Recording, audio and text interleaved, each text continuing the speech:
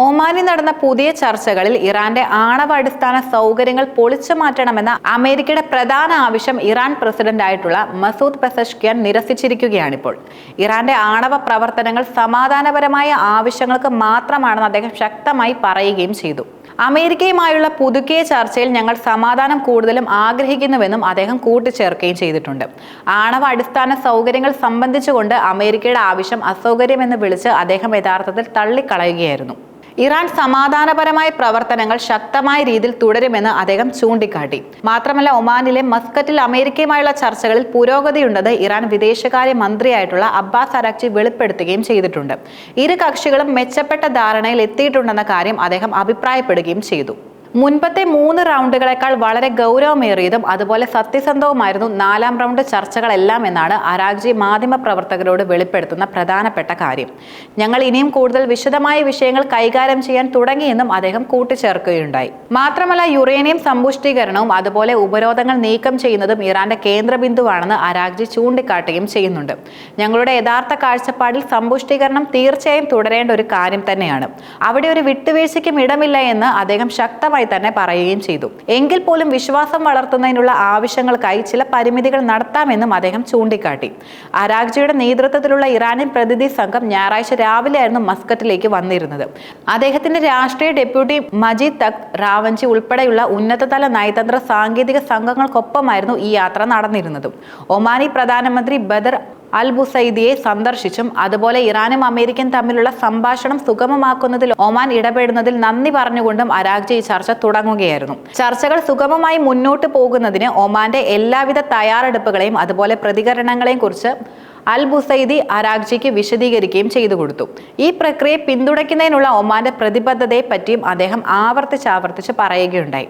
കഴിഞ്ഞ മാസം മുതൽ നടന്നുകൊണ്ടിരിക്കുന്ന ചർച്ചകളെ രൂപപ്പെടുത്തുന്ന പ്രധാന വിഷയങ്ങളിൽ ഇറാന്റെ ഈ നിലപാട്, പ്രത്യേകിച്ചും ഉപരോധ ഇളവുകൾ, അതുപോലെ ആണവ സമ്പുഷ്ടീകരണത്തിനുള്ള ഇറാന്റെ അവകാശം എന്നിവയെക്കുറിച്ചുള്ള നിലപാടിൽ ഇറാൻ ഒരു വിട്ടുവീഴ്ചയും ഇല്ലെന്ന കാര്യം അരാഗ്ചി കൂടിക്കാഴ്ചയിൽ ശക്തമായി തന്നെ വിശദീകരിക്കുകയും ചെയ്തിട്ടുണ്ട്. പിന്നീട് അരാഗ്ചിയും പ്രതിനിധി സംഘവും ചർച്ച നടക്കുന്ന സ്ഥലത്തേക്ക് പോയിരുന്നു. അവിടെ ഒമാനി മധ്യസ്ഥതയിലൂടെ ഇരുപക്ഷവും ഏകദേശം 3 മണിക്കൂർ അടച്ചിട്ട മുറിയിൽ ചർച്ചകളും നടത്തിയിരുന്നു. മാരത്തൺ സെഷനു ശേഷം ഇറാൻ വിദേശകാര്യ മന്ത്രാലയ വക്താവായ ഇസ്മയിൽ ബഖായി ചർച്ചകളെ ബുദ്ധിമുട്ടുള്ളതും അതുപോലെ ഉപയോഗപ്രദമായിരുന്നുവെന്നും വിശേഷിപ്പിച്ചിരുന്നു. 4ാം റൗണ്ട് ചർച്ചയിലും അതുപോലെ ഇറാന്റെ ആണവ അടിസ്ഥാന സൗകര്യങ്ങൾ വേണ്ട എന്ന നിലപാട് തന്നെയായിരുന്നു അമേരിക്ക കൂടുതലും കൈക്കൊണ്ടിരുന്നതും.